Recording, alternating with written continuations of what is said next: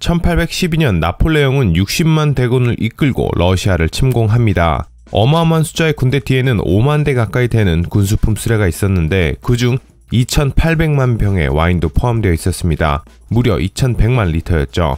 당시 와인은 병사들에게 가장 필요한 군수품 중 하나였습니다. 알코올은 병사의 사계를 올려주는 데 필요했으며 때로는 부상자들의 고통을 덜어주고 치료해주기도 하는 마법의 음료였기 때문이죠. 프랑스 작가 빅토르 위고는 신은 물을 만들었지만 인간은 와인을 만들었다 라고 했고, 베토벤이 죽기 직전 주문해 놓은 와인을 마시지 못해 안타깝다라는 말을 남겼다는 일화는 유명합니다. 오늘은 신의 핏방울 와인 이야기입니다. 녹말과 당분은 산소와 결합해 알코올 성분으로 변합니다. 보리를 발효시킨 걸 맥주라 하고, 쌀은 청주, 탁주, 그리고 포도를 발효시킨 걸 우리는 포도주, 와인이라고 합니다. 우리의 조상 사피엔스는 우연히 웅덩이의 고인물을 먹고 황홀경에 빠지는 신비로운 경험을 합니다. 그 위엔 포도나무가 있었죠. 네, 익은 포도가 물웅덩이에 떨어지며 발효되었고 그 물은 알코올 성분이 들어간 최초의 포도주로 변한 것이었습니다. 이처럼 와인은 정말 우연히도 인류에게 다가왔습니다. 그리고 최초의 농경 사회는 바로 이 포도주 때문에 시작되었다는 이야기도 있습니다. 먹으면 기분이 좋아지는 물을 만들기 위해 인류의 조상은 포도나무 근처로 자리를 잡고 생활을 했다는 겁니다. 와인은 고대로부터 음료라기보다 하나의 성스러운 존재로 취급받았습니다. 빨간색 와인은 인류가 동물을 사냥하며 죽일 때 흘러나오는 피와 같은 색이었고, 이는 죽음에 대한 두려움을 만듭니다. 그래서 신의 노염을 막기 위해 인간과 동물의 피 색깔과 비슷한 와인을 신의 제단에 바치는 행위가 필요했죠. 또한 인간이 와인을 마신 뒤 느끼는 황홀경, 지금이야 우리가 술 주정이라 아는 행위는 마치 신의 내림을 받은 듯한 행위들을 보여줬고, 이는 더욱더 와인이라는 음료가 신과 연관되어 있는 성스러운 물질이라 여기게 됩니다.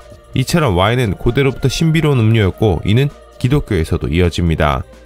고대 이집트에서는 흙 단지 안에 와인을 넣고 진흙으로 밀봉하여 만든 사람의 이름과 주소, 만든 위치, 연도까지 적게 하는 최초의 라벨이라는 시스템이 시작되기도 합니다. 또한 그리스의 3대 주요 식품은 올리브, 곡물, 그리고 와인이 포함되어 있을 정도로 와인을 엄청나게 많이 소비합니다. 그리스인들은 와인을 마실 땐 반드시 물을 섞어 마셨다고 합니다. 절대 취하도록 먹지 못하는 게 하나의 불문율이었죠.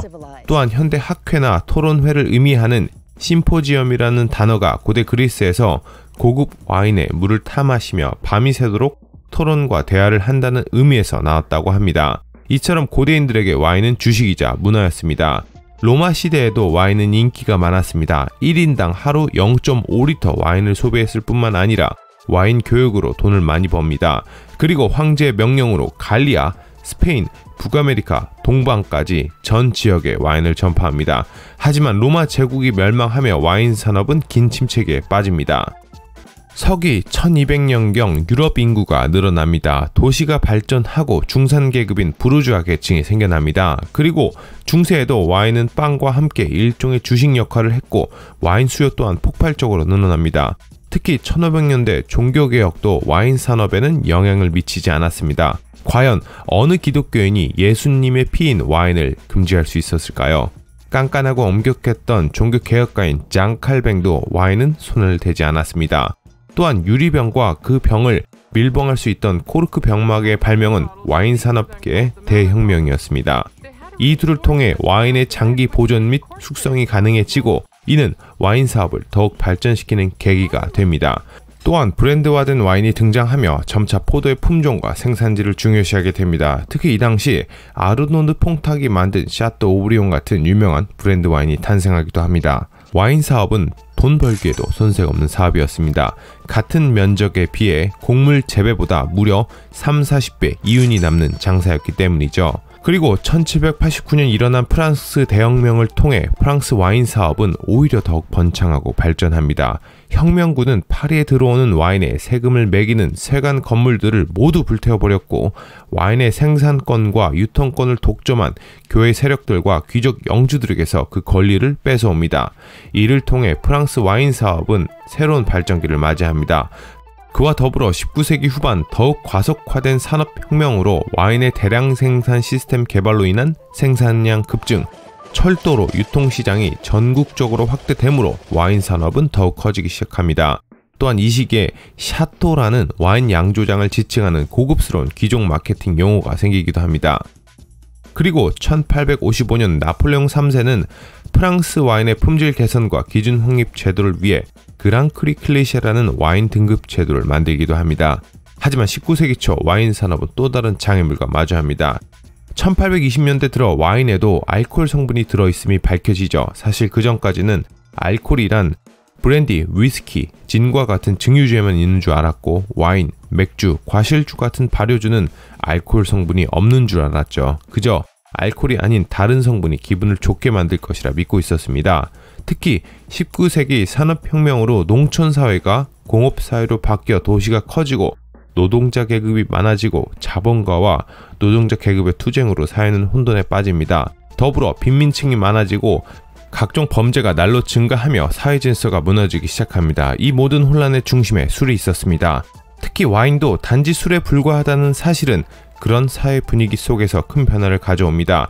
또한 알코올 중독이 하나의 병으로 지정되고 점차 사회적인 금주운동으로 이어지기 시작합니다. 특히 이런 문제에 상대적으로 너그러웠던 카톨릭 국가인 프랑스에 비해 청교도인들이 세운 국가 미국의 금주운동은 매우 강력했습니다. 1919년 미국은 금주법을 제정하고 와인 산업은 치명적인 타격을 입게 됩니다. 이렇게 미국이 금주법으로 타격을 입고 있을 때 유럽은 또 다른 문제가 와인 산업을 쇠락시킵니다. 바로 포도나무 병충해 필록세라의 등장이었죠. 이 해충은 포도나무의 기생에 포도를 메마르게 하고 열매를 썩게 했습니다. 이 아메리카에서 건너온 해충은 유럽의 포도를 완전히 초토화시킵니다. 1880년 유럽의 포도 생산은 절반으로 뚝 떨어집니다. 하지만 아메리카 포도 품종은 필록사라의 면역 반응이 있음을 발견하고 프랑스는 필록사라의 강한 미국 품종 뿌리를 유럽의 품종 비니페라와 합치며 이 문제를 해결합니다.